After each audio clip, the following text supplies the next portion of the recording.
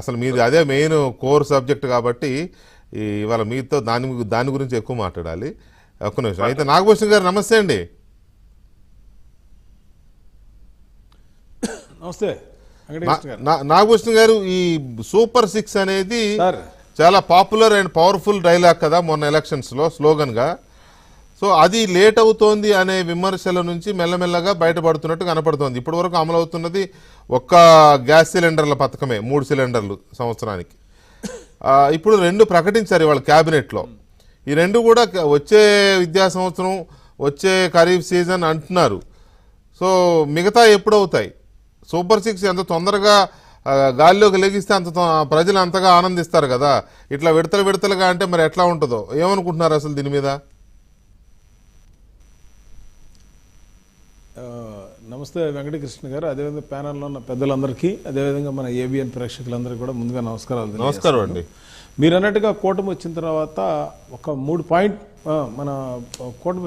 పాయింట్ల మీద జనాలు ఫోకస్ పెట్టారండి.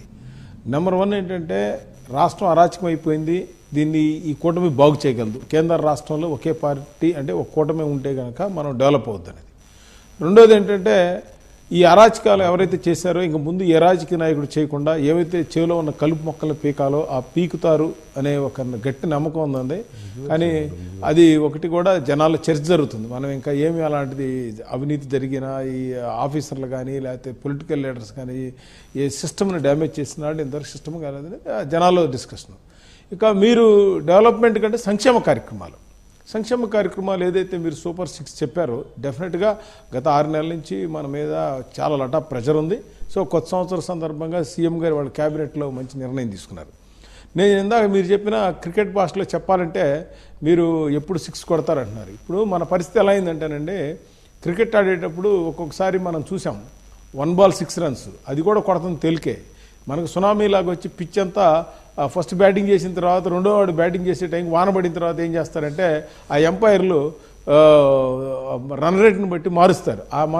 ఆ రన్ రేట్ ఎంత దరిద్రంగా ఉంటుందంటే ఒక్కోసారి 6 బార్లు 36 రన్లు కొట్టాలంటారు ఒక్కోసారి. ఇంతకుముందు చాలాసార్లు జరిగినాయి. దానికంటే కొడతాం మానేసి విత్డ్రా అయిపోతారు చాలామంది కూడా. సో ఇప్పుడు 6 రన్స్ 36 బాల్స్ డెఫినెట్గా కూటమి 6 రన్స్తో 36 రన్లు 6 సిక్స్లు కొడతారు, ఇంకేం డౌట్ ఏం లేదు. ఎందుకంటే కేంద్రం సపోర్ట్ కూడా ఉంది, కేంద్రం కూడా ఆంధ్రప్రదేశ్ మీద ఫోకస్ పెడతాం జరిగింది. ఇప్పుడు మనం కనుక ఎక్కడ చూసినా పక్కన సో నేను అనేది ఏంటంటే నా ఆలోచన మీతో పంచుకునేది మెయిన్. ఇప్పుడు ఈ 6 నెలల నుంచి కూడా మనం కేంద్రం నుంచి ముందు ఈ 1వ తారీఖు శాలరీలు ఇస్తున్నాం, ముందు అదొకటి. పెన్షన్లు 1వ తారీఖు ఇస్తున్నాం, అదొకటి. తర్వాత రోడ్లు పూడ్చటాలు, ముందు యాక్సిడెంట్ అయిన తర్వాత ముందు ఇమీడియట్గా ఆక్సిజన్ పెట్టి హాస్పిటల్ తీసుకెళ్లే పరిస్థితి అయింది. అది చేయగలిగాం ఇప్పుడు ప్రస్తుతానికి ఆంధ్రప్రదేశ్ని. ఇప్పుడు నేను అన్నదంటే రేపు 8వ తారీఖు మోడీ గారు వస్తున్నారు. మోడీ గారు వచ్చినప్పుడు బ్రహ్మాండమైనటువంటి ఆ ఎన్టీపీసీ గ్రీన్ హైడ్రోజన్ శంకుస్థాపనగా ఆ రోజు చంద్రబాబు గారు, పవన్ కళ్యాణ్ గారు వెళ్ళబోతూ ఉన్నారు. నక్కపల్లిలో బల్క్ డ్రగ్స్ ప్రాజెక్టు ఒకటి శంకుస్థాపన చేయబోతున్నారు.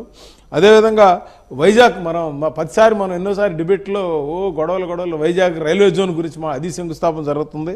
అదేవిధంగా ఇండస్ట్రియల్ పార్క్ ఒకటి. అంటే మనం ఒక స్టీల్ ప్లాంట్ కూడా ఇచ్చేస్తారా, దాని ప్రకటిస్తారా ఏమన్నా సార్?